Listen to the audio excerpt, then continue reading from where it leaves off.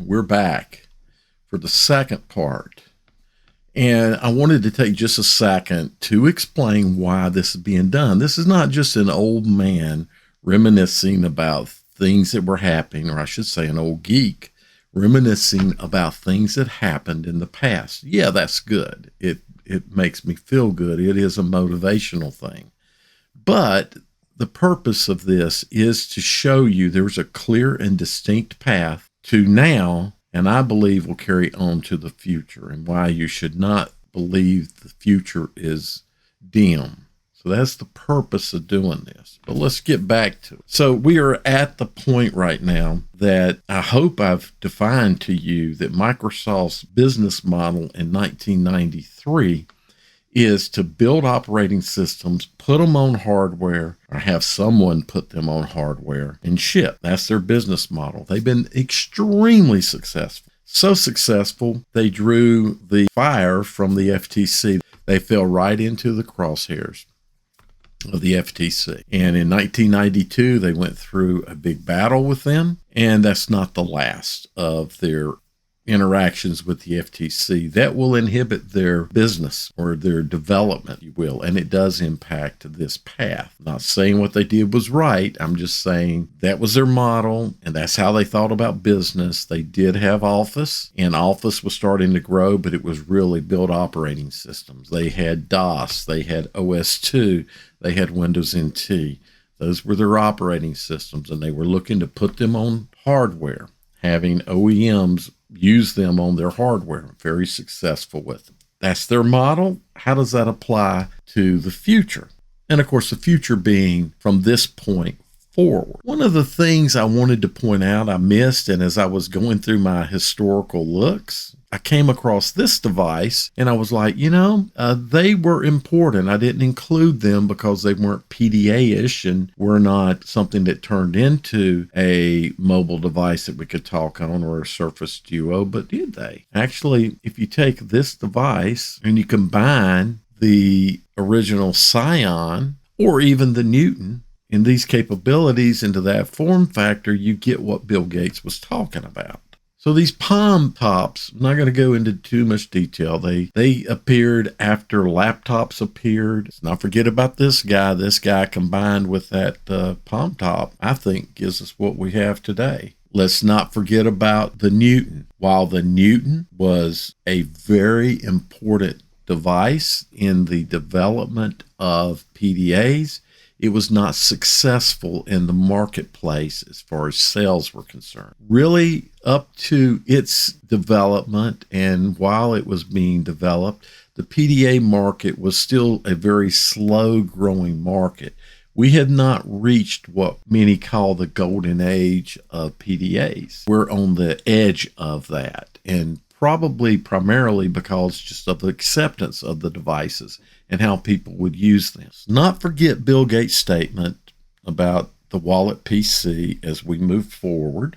I want to bring up this operating system, Windows CE. This is another operating system that Microsoft developed. Now, Windows CE was not developed specifically for PDAs. As I recall, all the discussions around Windows CE, and a key point about Windows CE was, I don't know if we want to call it a branch, but it was derived from Windows NT. Because of the design of Windows NT, made it highly portable, keeping that base underlying structure allowed this product, Windows CE, as its development being a smaller footprint, to be able to be installed onto multiple devices. Now, Windows CE, I do not know its first initial when Microsoft started doing their coding. And what I learned is that, well, it's really an operating system targeted for the embedded market. And that market ultimately, its biggest footprint was the industrial space where I'm at. And thus, I picked up a huge interest in it. So how does Windows CE play into this whole thing? About 1994, I think, is when they released the reference platform. It was based around a Hitachi SH3 processor.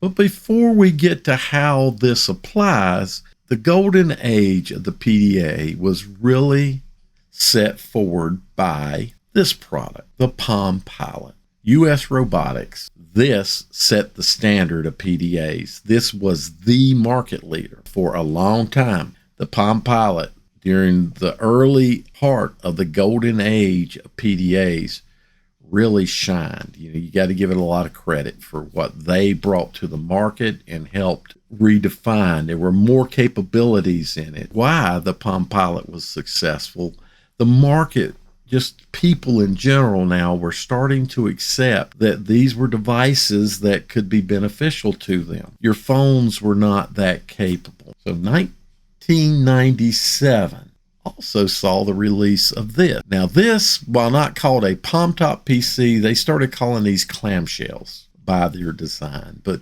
Casio released one. There were many of these. This is just one I mentioned because this is the first to use Windows CE. So that's the only reason I'm really including this into here, is because Casio was involved in it and it's Windows CE. Casio has a better product that they released in 1997 using Windows CE again. Some called it the palm size edition of Windows CE, but a PDA, a real true PDA. Now Windows CE is into the PDA market, and you've got basically people developing around Windows CE, and then you have Palm doing its thing. Compaq. Some of you may not know who Compaq is. Compaq was a PC maker, very profitable PC maker, who was purchased by HP, Hewlett Packard, and they released this thing called an iPad. After Compaq purchased them, they maintained the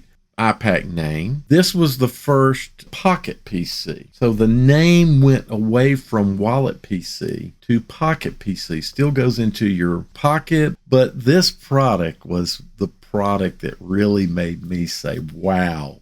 What has happened here is Windows CE has taken on a life in the PDA market. I'm not sure quite how to put that, but it really helps accelerate the golden age of the PDAs. And I say golden age because, PDAs have been around for decades now, but they really had not caught on until the 1997, and the Palm Pilot really brought attention to what a PDA can do for you. These PDAs had compact flash slots. I think the USR one had the ability to add a modem, and I was in hard search now for a compact flash that would allow me to connect to a cellular network, because I wanted to turn the PDA into a smartphone, as they were called, but a more capable smartphone. And that's going to lead us to the next video that I'll do, will be where this evolves to, the pocket PCs evolve to. The whole market of PDAs is really starting to rise up and be significant. And Windows CE is becoming significant in a handheld product. And you'll see later just how significant it was. This gets us along. Microsoft has got companies doing what they want them to do, and that's putting their operating system onto device. Now they've got another operating system, Windows CE, that's able to fit this model for them. Microsoft doesn't want to make hardware right now. They do not want to be in this hardware space. One of the things Microsoft was always conscious of is not stepping on their customers' toes with hardware. Microsoft didn't want to get into that space because they were very, very successful in just having these operating systems. So this is a key thing as we look at what happens in the next evolution of hardware and with the cellular technology, because right now we're looking at still having phones that basically do texting and phone calling and maybe some email, play some games on them. They're starting to have some apps on them. So that covers me up to this point and covers Microsoft. You see Microsoft's business model is still going. They're battling the FTC.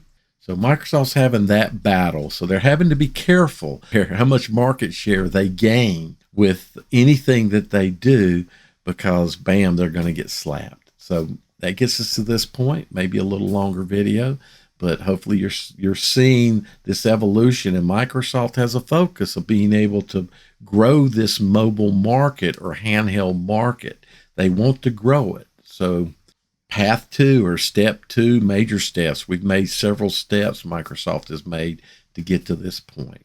Thanks for watching.